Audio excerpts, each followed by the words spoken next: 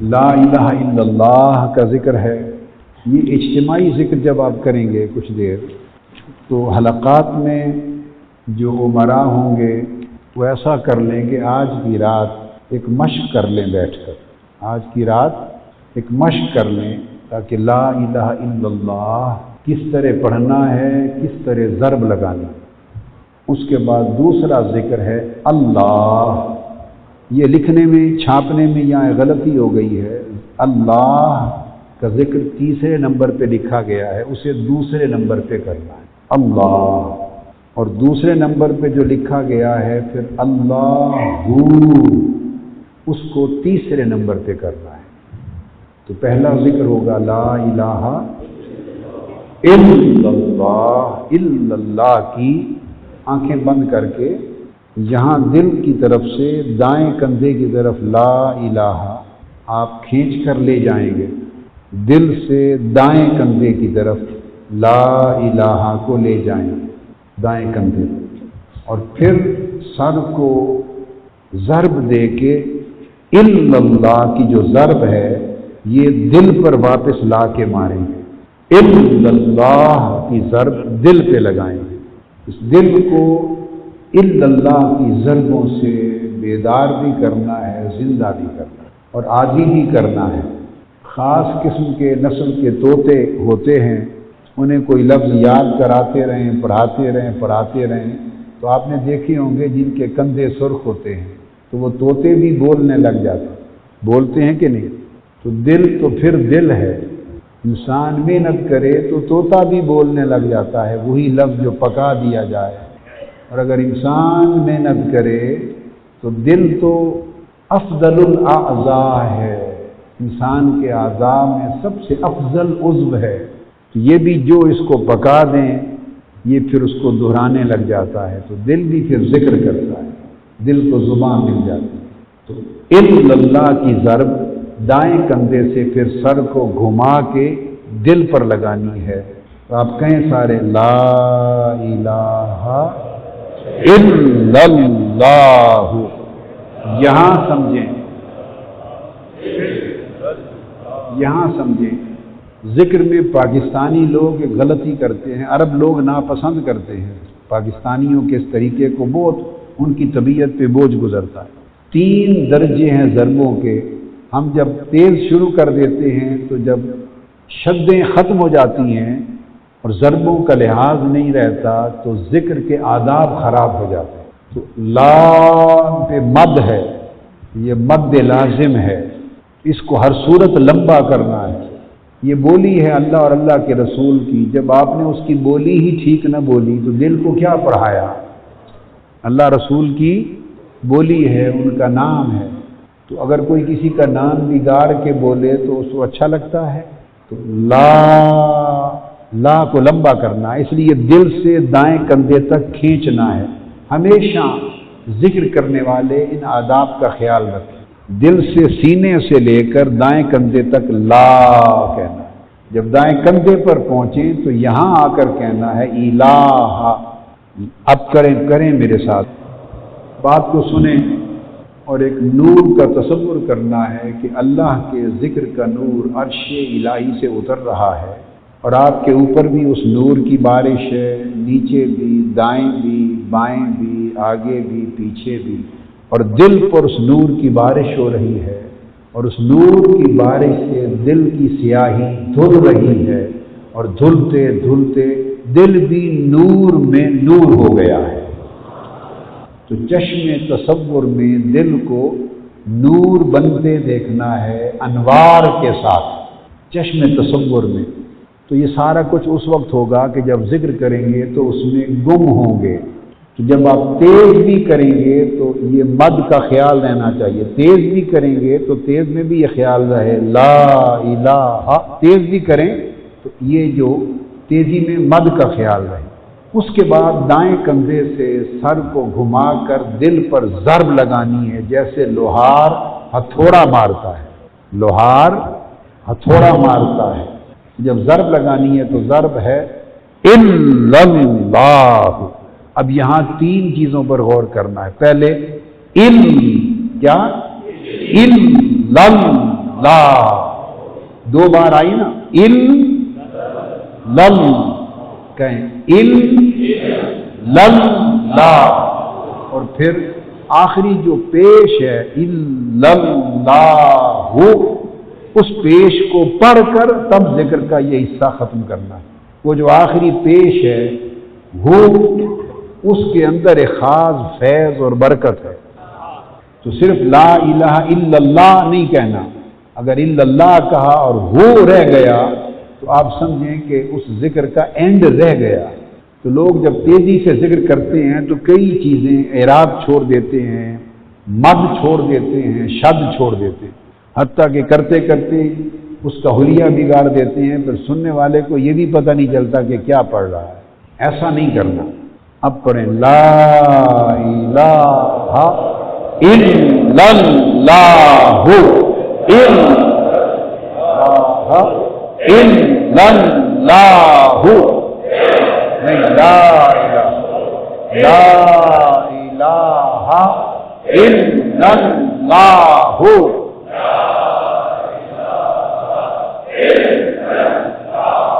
करें करें करें, नहीं मैं देख रहा हूं, मैं कई सुने, मैं कई आदमियों को देख रहा हूं, अभी मैं देख रहा हूं वो ला तक जाके तो इला पर ही सर लेके दिल तक आ गए हैं, अभी मैं देख रहा हूं। ऐसा नहीं, इलाहा को कंधे के ऊपर सर इधर हो और इलाहा यहां पर कहना है। क्या सीने के वस्त से दिल से दाएं कंधे तक सिर्फ ला चलेगा, यहां पर जब पहुंचे सिर्फ दाएं कंधे पर यहां कहना है इलाहा, हाकज़ा नाम हुआ माहिर मुतखस्सिस, यहां पर कहना है इलाहा। फिर दिल की तरफ सर को पहले नहीं लाना, इल्लल्लाह की सीधी ज़रब लगानी है दिल पर तेजी से, इसको गर्दिश सर कहते हैं, गर्दिश सर, हौल है रास का। तो आप इस तरह ध्यान करके कहीं पढ़ें ला इलाहा इल्लल्लाहु,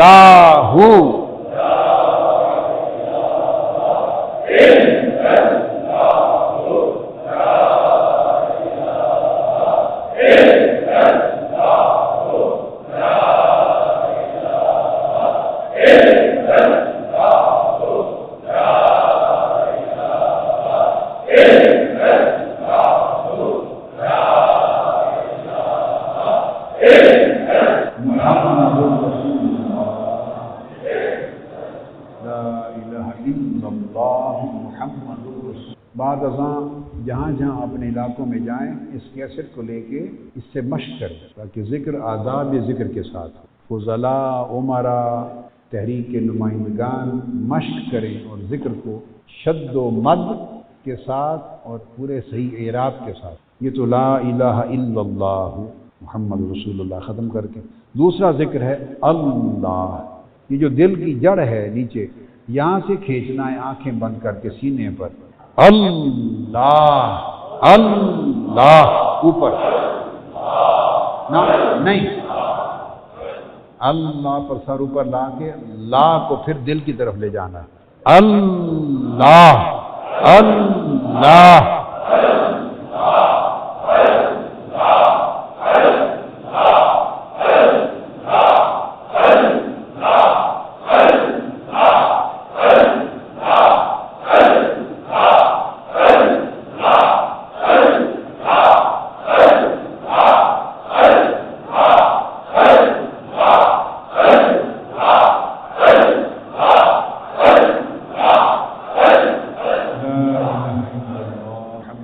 बेहतर है अगर ये अज़कार हलक़ा में किसी गाइड के साथ कराए जाएं, पूरे 10 दिन मश्क जारी रहे तो फिर ये आदत बन जाएगी, गलती नहीं रहे। और जब जोश में आके एक आदमी तेज़ होता है, फिर 2 तेज़ होते हैं, फिर तीसरे, फिर रिदम ख़राब कर देते हैं, क्या आगे पीछे हो जाते हैं। जब ज़रबें अलग अलग होती हैं तो ज़रबों का ये होता है कि 10, 20, 50, 100 जब ज़रब लगा रहे हैं तो ये मालूम नहीं है कि किसकी ज़रब से काम चल जाए। तो ज़रब में मुताबिकत होनी चाहिए, ज़रब में मुताबिकत, एक ही वक्त पे ज़रब लगे। अगर ऐसे लोहार बने कि अगर 100 लोहार وہ ہتھوڑا مار رہے ہیں تو جب ضرب لگے ہتھوڑے کی تو ایسے لگے کہ ایک ہی ہتھوڑا لگا ہے. آپ میری بات کو سمجھیں، ایسے لگے ہتھوڑے 100 ہوں مگر ضرب جب لگے تو ایسے لگے کہ چوٹ ایک ہی لگی ہے. یعنی الا اللہ، یہ ایک ہی لگے کہ ایک ہی ضرب لگی ہے اور ہوں 100 بندے. اس سے موافقت ہو جاتی ہے. کیا؟ اور بہت سے ذکر کرنے والے میرے جیسے بھی ہوں گے جن کا ذکر کسی کام کاج کا بھی نہیں، اور کچھ اچھے بھی ہوں گے کہ جن کا ذکر مالک پسند کرے گا، جن کا ذکر مالک محبوب پسند کر لے گا. تو جب اکٹھی ضرب لگے، موافقت ہو، تو اس میں راز یہ ہے کہ اس موافقت میں کسی ایک کی ضرب سے اس حلقے کے 100 کی ضربیں قبول کر لیتا. اور اگر آگے پیچھے ہو گئیں تو آپ تو خود موافقت سے بچھڑ گئے، پھر ہر کوئی اپنی ضرب کا ذمہ دار خود ہے. اب یہ جو بات میں نے کی یہ تصوف اور روحانیت میں حدیث نبوی پر قیاس کر کے کی. کیا؟ یہ تصوف اور سلوک کے باب میں حدیث نبوی پر قیاس کیا. جب آپ لا الہ الا اللہ جب ایک ہو کے ضرب چل رہی ہوگی تو آپ کو معلوم نہیں ہے، آپ کے خیال میں 100 200 500 1000 آدمی ضرب لگا رہے ہیں. نہیں، ہزاروں لاکھوں فرشتے بھی آپ کے ساتھ شامل ذکر ہو چکے ہیں. اب آپ کے ساتھ فرشتے شامل ذکر ہیں، یہ حق ہے. اور جس طرز کا ذکر آپ شروع کرتے ہیں اسی طرز کا فرشتے بھی شروع کر دیتے ہیں. جب آپ ضرب آگے پیچھے کر لیتے ہیں تو فرشتوں کی ضرب کے ساتھ بھی موافقت نہیں رہتے. آقا علیہ الصلوۃ والسلام نے فرمایا، حدیث پاک میں ہے کہ جب نماز پڑھیں اور امام جب غیر المغضوب علیہم ولا الضالین کہے تو پھر وہ آمین کہے. امام بھی کہتا ہے اور مقتدی بھی کہتے ہیں. تو آقا علیہ السلام نے فرمایا عین اس وقت کل ملائکہ جو آپ کی نماز میں حاضر ہیں وہ بھی آمین کہتے ہیں. تو حضور علیہ السلام نے فرمایا کہ اگر تمہاری آمین اور ملائکہ کی آمین میں موافقت ہو گئی تو تمہارا کام ہو گیا.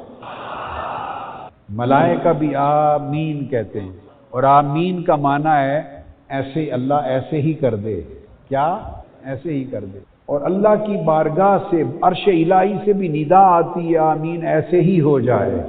تو جب مقتدیوں کی اور فرشتوں کی آمین مل جائے تو آقا علیہ السلام نے فرمایا وہیں مغفرت ہو جاتی ہے. موافقت ہو جائے تو مغفرت ہو جاتی ہے. جب آپ کا مجلس ذکر میں شد و مد اور اعراب اور ضرب میں اگر موافقت رہے گی، جہاں ایک آدمی کا ردم ٹوٹے چپ کر جائے یا دوسرا اس کے گھٹنوں کو دبا کے فوری چپ کرا دے اور وہ پھر اس ردم میں دوبارہ لے میں اسی میں شامل ہو. جب سیلاب آتا ہے تو اگر پانی آگے پیچھے ہو کے آنے لگ جائے تو کبھی کوئی بند ٹوٹتا ہے؟ میری بات آپ سمجھے نا.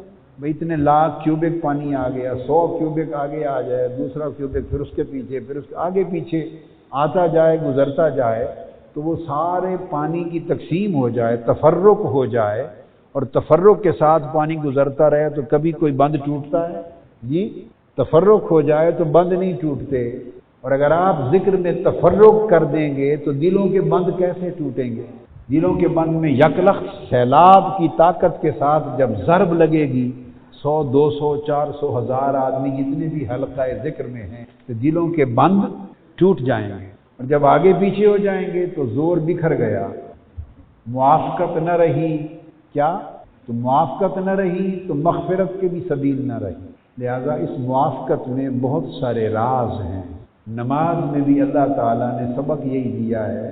ہر کوئی نماز تو اپنی پڑھ رہا ہے مثلا اکیلا، مگر کسی کو یہ اجازت نہیں دی اکیلے نماز پڑھتے ہوئے وہ یوں کہے ایاک اعبد و ایاک استعین، اے اللہ میں تیری ہی عبادت کرتا ہوں اور میں تجھ ہی سے مدد مانگتا ہوں. کسی کو یہ کہنے کی اجازت نہیں. حالانکہ آدمی اکیلا نماز پڑھ رہا ہوتا ہے، اکیلا پڑھے یا مل کر پڑھے، حکم سورہ فاتحہ میں ہے کہے ایاک نعبد و ایاک نستعین. پر اکیلا رہا ہے مصلی پر، دوسرا شخص نہیں ہے، مگر کہنا ہے اس نے نعبد و نستعین، اے اللہ ہم تیری ہی عبادت کرتے ہیں اور ہم تجھ ہی سے مدد مانگتے ہیں۔ تو پڑھنے والا تو میں ہے اور کہہ رہا ہے ہم۔ میری بات سمجھیں؟ تو کیوں؟ اس لیے کہ اللہ کی عبادت میں حکم یہ ہے کہ میں کو ہم میں ضم کر دو، میں کو ہم میں ضم کر دو، کسی کی میں نہ رہے، کسی کی میں نہ رہے۔ اب ہے وہ اکیلا، ہم تو نہیں ہیں، باقی لوگ تو اس کے ساتھ نہیں کھڑے ہوئے، مگر وہ کہے جا رہا ہے ہم تیری عبادت کرتے ہیں۔ تو اب اس ہم میں کون شامل ہوا؟ وہ جتنے عبادت کرنے والے ہیں وہ سارے شامل ہو گئے۔ اگر اس کی قبول نہیں تو اس کی ہو جائے گی، ان 10 کی قبول نہیں ہے، ان کے کمزوریاں ہیں، تو 11ویں کی قبول ہو جائے گی۔ اگر اس نے ہر ایک نے میں کہا تو ہر ایک کی تنہا یا قبول ہوگی یا رد ہوگی، اور اگر ہر ایک نے ہم کہا تو ہم میں سے جس ایک کی بھی قبول ہوئی وہ ہم سارے کے سارے لے کے پار ہو جائے گا۔ چونکہ جو مارے تھے انہوں نے بھی میں تو مٹا دیا، تو جب ہر کوئی میں مٹا کے عبادت کر رہا ہے اور ہم میں ضم ہے، تو ان میں سے جس کی بھی ہوئی قبول، تو اس نے میں تو کہا نہیں تھا، کیا کہا تھا؟ ہم۔ تو اس ایک نے بھی ہم کہا تھا اور ہر ایک نے ہم کہا تھا، تو جب اس کی قبول ہوگی تو سارے ہم کی قبول ہو جائے گی، تو جب سارے ہم ہو کے چلیں گے تو کوئی غم بھی نہیں رہے گا۔ آپ سمجھ گئے نا؟ اللہ پاک نے تفرق مٹایا ہے، تفرق مٹایا ہے کہ میں نہ کہو سو میں نہ کہو، اور ذکر میں نہ کرو، نہ کہو نہ کرو۔ تو جب کوئی اس ردم سے، ردم ہے ہم کا بہاؤ، اجتماعی بہاؤ، جب کوئی اس ردم سے علیحدہ ہو جائے تو اکٹھی اجتماعی ضرب قافلہ ہے، قافلہ ہے، اس میں گم ہو کے چلو۔ آقا نے فرمایا جو قافلے کے ساتھ چلا بخشا گیا، جو گم ہو گیا شیطان کے پاس پھنس گیا۔ تو اپنی آواز بھی قافلے سے جدا نہ کرو، کیا؟ آواز بھی قافلے سے جدا نہ کرو، یہ آداب ذکر میں سے ہے۔ بعض لوگ آپ سے پوچھیں کہ اپنی اپنی مسجد میں اعتکاف بیٹھا کریں، آپ سارے ملک سے سفر کر کے جامع المنہاج کیوں جاتے ہیں؟ تو انہیں کہیں جامع المنہاج سب اس لیے جاتے ہیں، اپنی مسجد میں بھی اعتکاف بیٹھیں تو قبول ہے، مگر وہاں میں کو ہم میں گم کرنے جاتے ہیں۔ میں کو اس جگہ جہاں ہزار آدمی اعتکاف میں بیٹھے ہیں، پتہ نہیں کتنے اللہ کے پیارے ہوں گے، کتنے پیارے ہوں گے، کتنے دھدکارے ہوں گے۔ تو دھدکارے اور پیارے سب جب مل کر بیٹھیں گے تو سب کے بارے نہارے ہو جائیں گے۔ سمجھے؟ دیکھیے نا، دھدکارے بھی بیٹھے ہیں اور اس کے پیارے بھی بیٹھے ہیں، مل کر عبادت کر رہے ہیں، مل کر تسبیح کر رہے ہیں، مل کر ذکر کر رہے ہیں، اور ایسا مل کر کے آواز اور ردم بھی الگ نہیں ہونے دیتے، مد بھی اکٹھی کرتے ہیں، شد بھی اکٹھی کرتے ہیں، ضرب بھی اکٹھی لگاتے ہیں، سوتے بھی ایک وقت پر ہیں، اٹھتے بھی ایک وقت پر ہیں، ہلکا بھی ایک وقت پر کرتے ہیں، الگ الگ ہر کوئی میں یہ بکریوں کا کام ہے، ہر کوئی الگ الگ میں نہیں کرتا۔ تو جب ہزار آدمی سب کچھ مل کے کر رہے ہیں، تو جب ہر ایک نے ہم کی لے الاپی ہے، تو اس میں سے جس کا بھی قبول ہوگا تو ہزار کا قبول ہو جائے گا، کیونکہ اللہ کی یہ عادت نہیں، اس لیے تو اس نے ہم پہ لگایا ہے کہ کہو ہم عبادت کرتے ہیں، کیونکہ سخیوں کا یہ وتیرہ نہیں کہ سارے اکٹھے پیش کریں، اکٹھے سارے پیش کریں اور وہ ان میں سے ایک چن لے اور باقی رد کر دے۔ کریموں کا یہ شیوا نہیں، الگ الگ پیش کریں گے تو اس کی مرضی کس کی لے لے اور کس کی چھوڑ دے، اور جب کوئی اپنی اپنی پلیٹ الگ رکھے گا ہی نہیں، اپنا اپنا برتن الگ رکھے گا ہی نہیں، سارے ہی لا کے ایک ہی دیگ میں ڈال دیں گے اور سارے ہی لا کے ایک ہی پیالے میں اور ایک ہی تھال میں ڈال دیں گے، اور وہ تھال اکٹھا پیش ہوگا تو سخی کا شیوا نہیں، وہ کہے گا اس میں ماڑے بھی ہیں، اچھے بھی ہیں، دھدکارے بھی ہیں، پیارے بھی ہیں۔ جب سارے مل کر پیش کر رہے ہیں تو اچھا نہیں لگتا کہ اپنے پیاروں کا چن لوں اور بقیہ کو چھوڑ دوں۔ وہ پیاروں کے صدقے دھدکاروں کا بھی قبول کر لیتا ہے۔ اس لیے میں نے کہا سب کے بارے نیارے ہو جاتے ہیں، تو سمجھا کریں بیٹھنا ہو اکٹھا، اس لیے حج کا رتبہ سب سے زیادہ ہے چونکہ ساری امت جمع ہو جاتی ہے۔ کیا بولیے نا، نماز باجماعت کا درجہ اکیلے پڑھنے سے 27 گنا زیادہ ہے، کیونکہ اس اکیلے نے میں کر کے پڑھی اور یہاں 2-4 صفیں اکٹھی ہو کے پیش کر رہے ہیں تو 27 گنا بڑھ گیا۔ جمعہ کا درجہ پنجگانہ باجماعت نماز سے زیادہ ہے کہ پنجگانہ نماز میں تو 50-100 جمع ہوئے، جمعے میں ہزاروں جمع ہو گئے۔ تو دیکھیے ایک شریعت کا قاعدہ یہ ہے، یوں یوں لوگ بڑھتے جائیں تو درجہ اور قبولیت بڑھتی جاتی ہے۔ عید کا درجہ سب سے بڑھ گیا اور حج کا درجہ اس لیے بڑھ گیا کہ ساری امت سے لوگ جمع ہو جاتے ہیں، اور اس میں ایک کا قبول کر لینا اللہ تو ساروں کا قبول کر لیتا۔ تو یہ راز ہے جو میں نے آپ کو آداب ذکر میں ایک راز سمجھایا، اور اس راز کے لیے کئی مثالیں عرض کر دی ہیں، کئی مثالیں عرض کر دی ہیں۔ میں بھی جو آپ کے ساتھ بیٹھتا ہوں تو بھئی آپ تو معتکف ہیں، میں معتکف نہیں ہوتا، میں نے کیا اعتکاف کرنا ہے اور میرا کیا اعتکاف، مجھے تو اعتکاف کرتے ہی شرم آتی ہے۔ میں آپ کے سہارے، آپ کے بہانے، آپ کی نوکری کی نیت کر کے بیٹھتا ہوں۔ آپ معتکفین ہیں، میں خادم المعتکفین ہوں۔ آپ اللہ کے مہمان ہیں اور میں اس 10 دن اللہ کے مہمانوں کا نوکر بن کے بیٹھتا ہوں آپ کے ساتھ۔ میں یہ نیت کرتا ہوں، میں ایمانداری کی بات کہتا ہوں، میں سچ کہتا ہوں، میں اعتکاف کی نیت نہیں کرتا، میں آپ کی خدمت اور نوکری کی نیت کرتا ہوں۔ مولا یہ تیرے معتکف ہیں، تیرے معتکف ہیں، تیرے در پہ بیٹھے ہیں، تیرے در پہ تیرے منگتے ہیں، میں 10 دن ان منگتوں کی نوکری کے لیے آیا ہوں، ان کی خدمت کے لیے آیا ہوں۔ سارے لوگ جب مل کے ذکر کرتے ہیں، عبادت کرتے ہیں، اکٹھے اٹھتے ہیں، اکٹھے سوتے ہیں، مشق ہوتی ہے تو ذکر کس طریقے سے کرنا ہے؟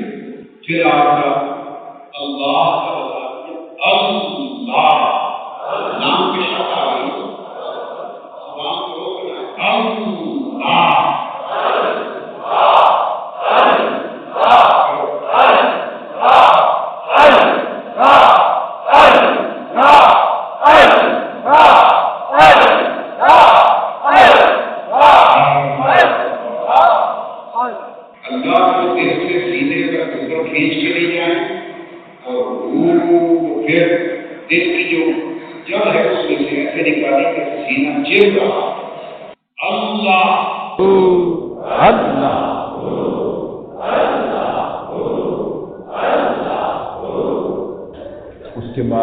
یا حق یا حی یا حق یا حی یا حق یا حی یا حق یا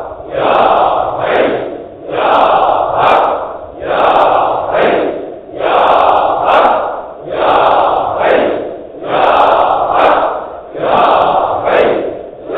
حق یا حی یا حق یا حی یا حق یا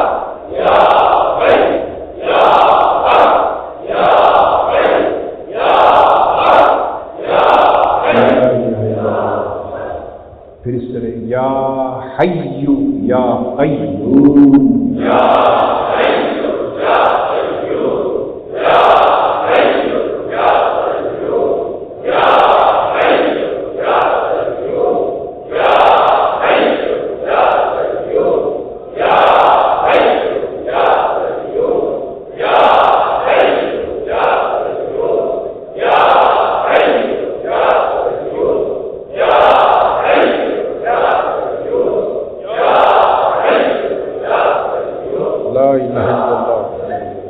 پھر اس کے بعد یا جبار یا قہار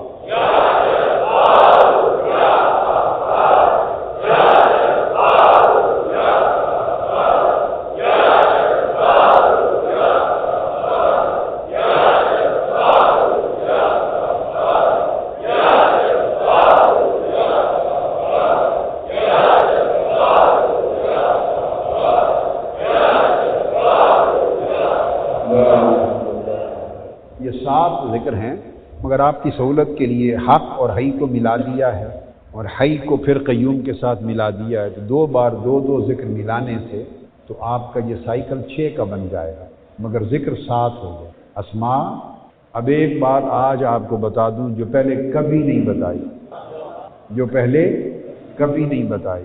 غالب امکان ہے کیا کہ یہ جو 7 اسماء الہیہ ہیں ان میں اسم اعظم بھی ہے، بس اتنی بات بتا۔ کیا اس میں اسم اعظم ہے؟ اور اسم اعظم اللہ کا وہ اسم ہے، اس کی تعریف یہ ہے کہ اس اسم اعظم کے ذکر سے کوئی دعا اور مراد مانگی جائے تو وہ پوری ہو جاتی ہے۔ مراد نہیں۔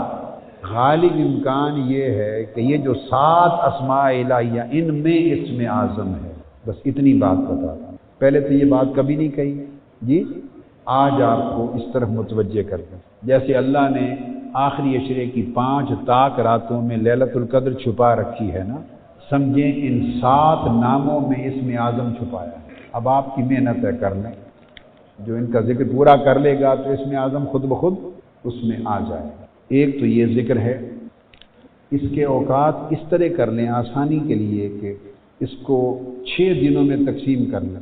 پہلے دن لا الہ الا اللہ کا کریں، صرف تسبیح 12 تسبیحات کریں تو 2 گھنٹے لگے، 12 تسبیحات پر 2 گھنٹے لگے، تو 12 تسبیحات کا مطلب ہے 1200 مرتبہ ہوا جی، تو 12 تسبیحات کر لیں ہر ذکر کی روزانہ۔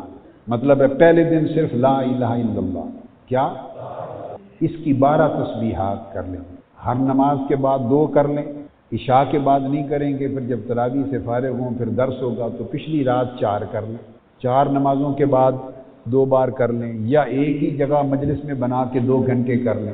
اس کا نظام وضع کر لیں تو گویا کم سے کم 10 تسبیحات یا 12، کیا کم سے کم 10 یعنی 1000 مرتبہ یا 1200 مرتبہ ایک ذکر۔ اگلے دن اللہ کا کریں، اگلے دن اللہ، اس کا 20 تسبیحات کر لیں، اللہ کی لا الہ الا اللہ کی 10 کر لیں پہلے دن، کیا دوسرے دن دوسرا ذکر کر لیں اللہ، اس کا کم سے کم عدد وہی 10 تسبیح رہے گا، اور کوئی بڑھا سکے 15 سے 20 کر لے تو اس کی مرضی ہے۔ پھر تیسرے دن اللہ دل میں کریں، ہلکے میں کریں تو ذکر بالجہر کر لیں۔ اس کا معمول آپ بنا لیں، ایک ٹائم اگر حلقات میں کرنا ہو تو پھر کوئی ٹائم ایک مقرر ہو، افطار سے پہلے اچھا وقت ہے، اگر عصر کے وقت فارغ ہو کے افطار سے پہلے کریں تو اپنے حلقات میں اجتماعی طور پہ کریں، اچھا وقت ہے۔ اور افطار سے پہلے ذکر کا بڑا اعلیٰ وقت ہے، بہت قبول ہوتا ہے، بہت قبول ہوتا ہے۔ افطار سے پہلا ذکر، عصر کے بعد افطار سے پہلے ذکر بڑا قبول ہوتا ہے، وہ بہت قیمتی اعلیٰ وقت ہے، کیونکہ افطار جو ہے تو اللہ پاک نے فرمایا کہ افطار کرنے والے کے لیے 2 مبارکبادیاں ہیں، ایک اس کو فرحت افطار ہے، جب وہ افطار کرتا ہے تو افطار کی فرحت افطار ہے، دوسری لذت دیدار ہے، 2 مبارکبادیاں ہیں۔ تو یہ افطار صائم کے لیے بڑی خاص خوشخبری، وہ جو عصر کے بعد کے لمحے ہیں اجتماعی ذکر کے لیے، اور ذکر کو ختم کر کے آخری 5 منٹ دعا کے لیے، آخری 5-7 منٹ دعا کے لیے۔ دوسرے دن اسی وقت مقرر کر لیں اللہ کا، کچھ ذکر آگے پیچھے اوقات آپ بنا لیں مگر جو حصہ رہ جائے اس ٹائم پہ کر لیں۔ تیسرے دن اللہ، چوتھے دن یا حق یا حی، اس طرح 10 تسبیحات سے لے کر 20 تک 10 کر لیں، کم سے کم دے رہا ہوں کیونکہ میں درود پاک دینا چاہتا ہوں۔ 5ویں دن یا حی یا قیوم، اور 6ٹھے دن یا جبار یا قہار۔ یہ 27ویں کی رات تک آپ کا ورد مکمل ہو جائے گا، 27ویں کی رات تک ورد، 6 دن میں باری باری ایک ایک لے کر۔ سمجھ آ گئی اچھی طرح؟ علاوہ اس کے ہر روز آپ میں سے ہر شخص بقایا جو اذکار ہیں سارے، ان میں صرف 3 چیزوں پر اور توجہ دیں۔ اگر ہو سکے تو 24 گھنٹے میں 2000 سے لے کر 5000 تک درود پاک کرے ہر شخص۔ آدھے گھنٹے میں 500 مرتبہ درود ہوتا ہے، اور 1 گھنٹے میں 1000۔ 5 گھنٹے لگائیں درود پاک پر۔ اس لیے میں نے کہا اس ذکر کو بے شک 1000 مرتبہ کر لیں، یعنی 10 تسبیحات کر لیں، کافی ہے۔ کیا 10 تسبیحات کر لیں کافی ہے۔ اور اس اعتکاف میں اس سال سے آن ورڈ 5000 مرتبہ ہر معتکف اور معتکفہ، مرد حضرات بھی اور خواتین، 5000 مرتبہ یومیہ درود پاک ہے 10 دن اعتکاف ہے۔ گویا 10 دن میں وہ 50,000 درود پاک ختم کر کے اٹھے۔ تو 2 افراد کا 10 دن میں 1,00,000 ہو گیا، 2 افراد کا مل کر 10 دن میں 1,00,000 ہو گیا۔ اس کے اوقات آپ پر چھوڑے ہیں، آہستہ آواز سے کرنا ہے۔ 24 گھنٹے میں سونے کے اوقات اور نمازوں کے اوقات، اجتماعی حلقہ جات تربیت کے اوقات نکال کر باقی اوقات میں تقسیم کر لیں۔ بس پڑھنے کے لیے یہ 2 وظیفے ہیں، 5000 بار درود شریف اور 1,000 مرتبہ یعنی 10 تسبیحاں 6 دنوں کے لیے ان کی۔ جب آخری 3 دن آ جائیں گے تو اس میں پھر سارا وقت درود شریف پہ لگوا دوں گا۔ اس کے علاوہ تلاوت قرآن مجید، وہ آپ اگر ایک پارہ پڑھ سکیں آدھے گھنٹے میں پڑھا جاتا ہے، کچھ لوگ 20 منٹ میں پڑھ لیتے ہیں۔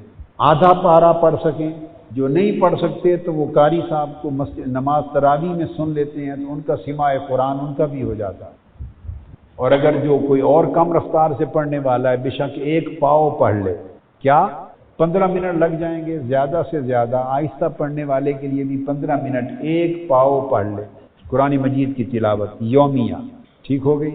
اور 1 تسبیح استغفار کی، استغفر اللہ العظیم الذی لا الہ الا هو الحی القیوم واتوب۔ اور اگر اس کو کسی کو یہ نہیں آتا تو پھر جو عام لوگوں کو آتا ہے استغفر اللہ ربی من کل ذنب واتوب الیہ، 1 تسبیح یعنی 100 مرتبہ روزانہ بس استغفار۔ کم سے کم 1 ربع یعنی 1/4 جس کو آپ پاؤ کہتے ہیں، 1 پارے کا 1 پاؤ قرآن مجید کی تلاوت، اور وہ تلاوت ترجمہ عرفان القرآن کے ساتھ، بے شک اس سے بھی آدھا کر لیں، بے شک اس سے بھی آدھا کر لیں، 3 رکوع کر لیں، مگر 1 پاؤ کریں۔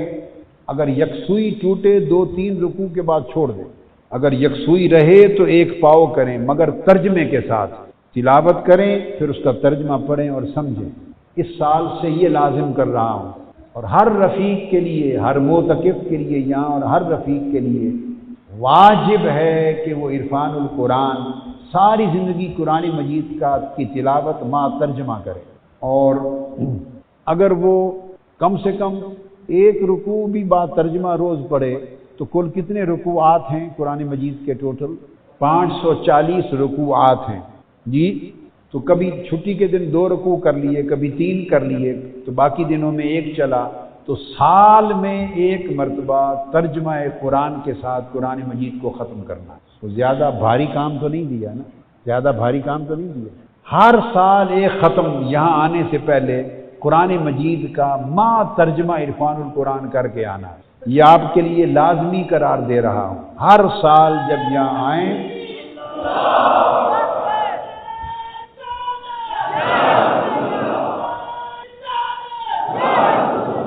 ہر سال جب یہاں آئیں تو قرآن مجید کا 1 ختم تلاوت کا ما ترجمہ عرفان القرآن 1 ختم کر کے آئیں ہر سال۔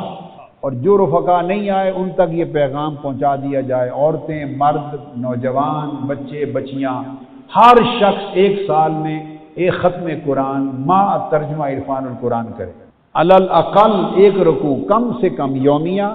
تو چونکہ 360 دنوں میں ختم کرنا ہے، لہذا چھٹی کے دن 2-3 رکوع کر لیا، پاؤ کر لیا، وہ پھر ہفتے کو کور کر لے گا۔ اس طرح ایڈجسٹمنٹ کریں گے تو سال میں مکمل ہو جائے گا۔ چھٹی کے دن پاؤ کر لیا ترجمے کے ساتھ، اور باقی کام کے دنوں میں 1 رکوع یومیہ، تو یہ سال میں ختم قرآن مکمل ہو جائے گا ما ترجمہ۔ اور اس دوران بھی یہاں عرفان القرآن کے ترجمے کے ساتھ 1 رکوع پڑھیں، مگر چونکہ یہاں اعتکاف میں ہیں ہو سکے تو ہر شخص 1 پاؤ پڑھے، ہر شخص 1 ربع، تو 10 دنوں میں آپ کے 2.5-3 پارے ہی بننے ہیں۔ جہاں سے چاہے پڑھیں، آپ کی اجازت ہے، شروع سے پڑھیں، درمیان سے پڑھیں، آخر میں پڑھیں، 2.5 پارے بن جانے ہیں 10 دنوں میں، تو کم سے کم 2-2.5 پارے ما ترجمہ قرآن مجید ہر کوئی اپنا لے اور پڑھ کر جائے، اور پھر وہ جاری رکھے۔ اور اگر سورہ بقرہ سے الحمد سے شروع کر دیں تو یہ 10 دنوں میں جتنا ہو جائے تو اگلے سال کے لیے جاری رہے، پھر وہیں سے آگے جاری رہے۔ ہر شخص الحمد اور سورہ بقرہ سے شروع کر دے اور اگلے سال تک ختم قرآن مجید کا مکمل ہو جائے۔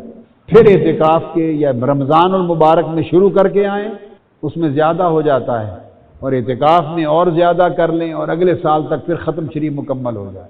یہ 10 دنوں کے آپ کو اوراد بتا دیے۔ اب اس میں نے ایک لفظ بولا کہ ایک ایسا وظیفہ آج آپ کو اس مرتبہ دے رہا ہوں جو پہلے کبھی نہیں دیا، مگر وہ اس شرط پہ دیتا ہوں، وہ آپ کی مرضی کا سودا ہے، اگر شرط قبول کریں تو دیتا ہوں، نہ قبول کریں تو نہیں دیتا، جو دے دیے یہی کافی ہے۔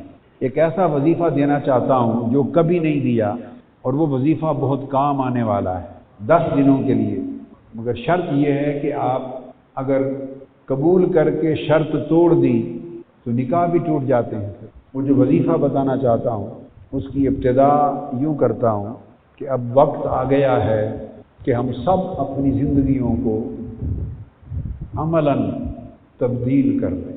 وظیفہ بعد میں بتاتا ہوں، اب یہ شرط بھی اس کے بعد آگے آ رہی ہے، مگر یہ اس سے متعلق ہے، شرط کی بنیاد ہے۔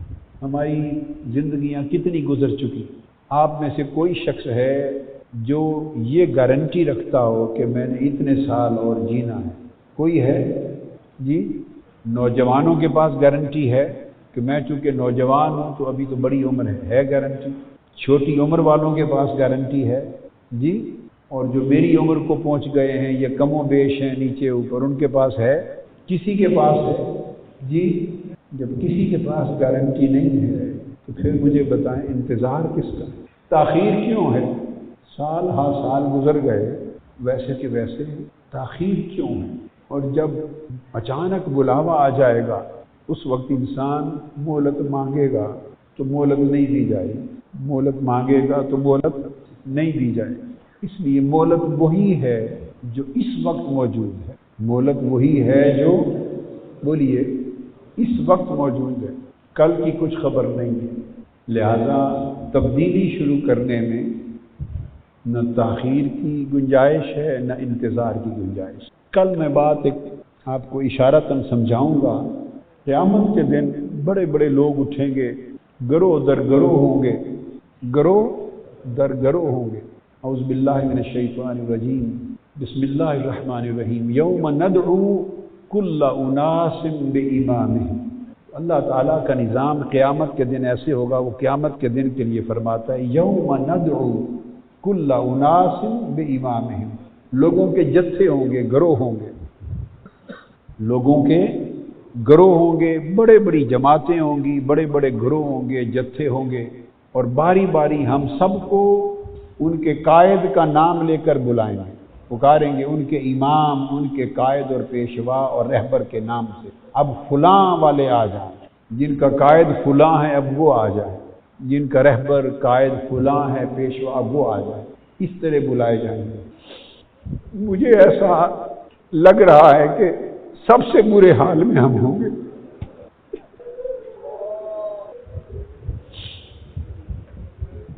سب سے برے حال میں ہم ہوں گے، پھر میں بھی شرمسار ہوں گا، آپ بھی شرمسار ہوں۔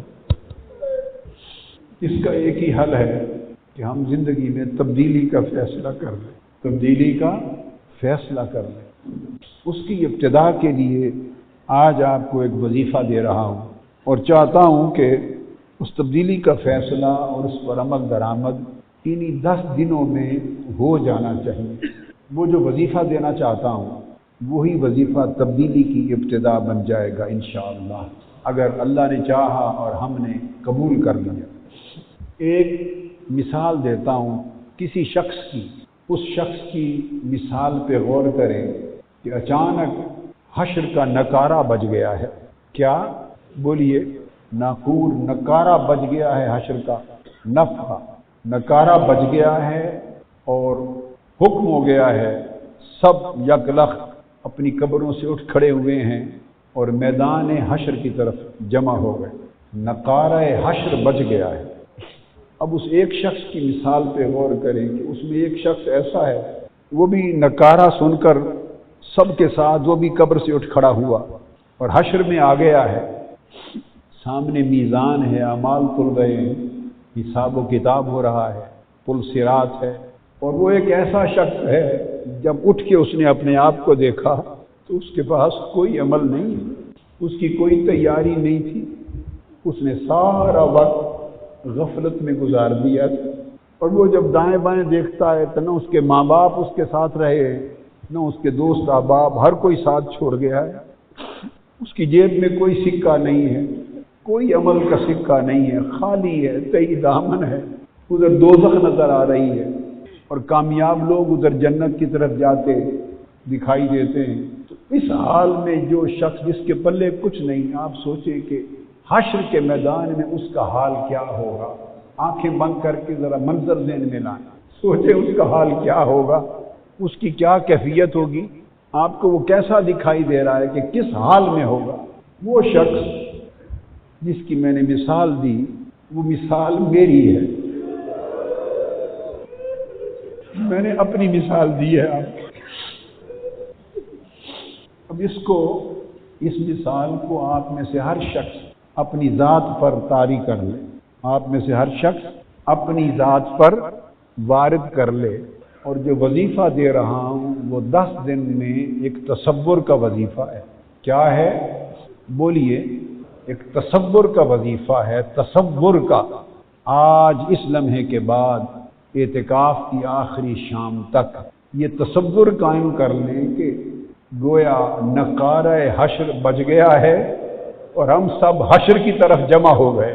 बस हश्र को अपने सामने देखें और पल्ले कुछ नहीं है, पल्ले कुछ नहीं है, और अब सोच में फिरते हैं कि अब क्या करें। और ये सोच के फिर रोएं और आखिरत का ये खौफ, उस मंजर को सामने रखकर आखिरत का ये खौफ दिलो दिमाग पे तारी करके 10 दिन इस हश्र के तसव्वुर में, महशर के क़यामत के दिन के तसव्वुर में तही दामन तही दस्त बेअमल हैं, इस हाल में खड़े हो गए हैं और जमा हो गए हैं। मैदान हश्र है, ये मंजर समझें कि हश्र में जमा है और पल्ले कुछ नहीं है, अब क्या होगा। इस तसव्वुर में 10 दिन और 10 रातें गुजारें, न किसी से बोले। ऐसा शख्स उसके पास सकत होगी कि वो बातें करे लोगों से। जी बोलिए। वो हाल अहवाल पूछे, वो गप मारे, होगी सकत। 10 दिन जुबान पे ताले लगा दे, सिवाय जिक्र अज़कार के, अल्लाह के जिक्र के और दीन और आखिरत की फिक्र के। ये जो हलकात होंगे, खिताब होंगे, तरबियत होगी, फिक्र पैदा किया जाएगा, तरबियत की जाएगी। जो अल्लाह रसूल की बात होगी, दीन की बात होगी, आखिरत के फिक्र की बात होगी, तरबियत की बात होगी, बस यही बात हो, सुनने के लिए भी और करने के लिए भी। और हर शख्स दीवानों की तरह बेहाल फिर रहा हो मैदान महशर में, चुप फिर रहा हो, जैसे होश व हवास उड़ गए, और इस सोच में दीवाना फिर रहा है कि मैं बेगानगी की हालत में हूं, तन्हा हूं, हर कोई छोड़ गया और अमल पल्ले नहीं, अब क्या होगा। इस तसव्वुर में एतिकाफ के ये 10 दिन और 10 रातें गुजारनी। बस आंखों के सामने नक्शा बना लें। अब ये इतना बड़ा महशर मजमा है ना, समझें कि ये अक्स है उसी मैदान महशर का, कि जमा है हश्र के लिए, हिसाब व किताब होने वाला है और अमल पास कोई नहीं। अब क्या बनेगा। ये तसव्वुर निगाहों के सामने रखकर इसी लम्हे से ये कर लें कि जो कुछ हो सकता है अपने आप को बदलने और नेक अमल करने में, ये तैयारी कर लूं। तो 10 दिन मैदान महशर में इस तसव्वुर के साथ गुजारें और ये 10 दिन उसकी तैयारी में सर्व कर दें, तैयारी में सर्व कर दें। हल्के में हो तब भी कैफियत ये हो, रंग उड़े हुए हों और उठते बैठते चलते फिरते रोते नजर आए। 10 दिन इतना रोएं, इतना रोएं, एक दूसरे को देखें तो रोने लग जाए। रोएं, जैसे रोएं कि भाई मेरा क्या बनेगा, वो कहेगा तेरा तो पता नहीं कुछ हो जाएगा, मेरा क्या बनेगा, बस इसी फिक्र में रोएं। तो 10 दिन का रोना धोना देखकर शायद मालिक को रहम आ जाए। बस ये वजीफा है। वो वजीफे पढ़ने के थे, ये वजीफा करने का है। वो वजीफे پڑھنے کے تھے اور یہ وظیفہ کرنے کا ہے۔ اب سے ضروری حاجات کے تحت جو دین، تعلیم، تربیت یا حاجات کی بات ہے، اس کے سوا بقایا دنیاوی بول چال 10 دن رات بند ہے۔ اور ناظم اعلیٰ صاحب نے آپ کو بہت اچھا بتایا کہ 1 تاریخ سے لے کر پورے 20 دن رات دن لگے رہے، انتظامات کیے، شامیانے لگے، بجلیاں لگی، انتظامات ہوئے، کل رات کے طوفان سے سب کچھ اڑ گیا، اور آج جو کام 20 دن میں کیا تھا وہ آج صبح سے پھر کرنے لگ گئے۔ تو یہ تو ہو جائے گا، آج رات کر لیں گے، کچھ کل کے دن تک ہو جائے گا، کل رات تک ہو جائے گا، شامیانے بھی لگ جائیں گے، ہلکے بھی بن جائیں گے، بجلیاں بھی لگ جائیں گی۔ پر میرے دوستو، حشر کے دن تو کوئی شامیانہ نہیں ہونا، میدان محشر میں وہاں شامیانہ کہاں سے لیں گے جب سورج سوا نیزے کے برابر ہوگا؟ بھول جائیں شامیانہ ہے یا نہیں ہے، آپ میدان حشر میں ہیں، اپنے تصور میں میدان حشر میں ہیں۔ شامیانے کو کیا کرنا ہے جب تک مالک سے معافی کا پروانہ نہ ملے؟ شامیانہ کو کیا کرنا ہے جب تک معافی کا پروانہ نہ ملے؟ بس اسی کی فکر کریں، اسی کی فکر کریں۔ تو حشر کے تصور میں 10 دن گزاریں اور روتے پھریں، رات دن روئیں، یہ وظیفہ ہے۔ اللہ تبارک و تعالی ہم سب کے حال پہ کرم فرمائے۔ وما علینا الا البلاغ۔ شیخ الاسلام ڈاکٹر محمد طاہر القادری کے آفیشیل یوٹیوب چینل کو سبسکرائب کریں اور بیل آئیکن کلک کریں۔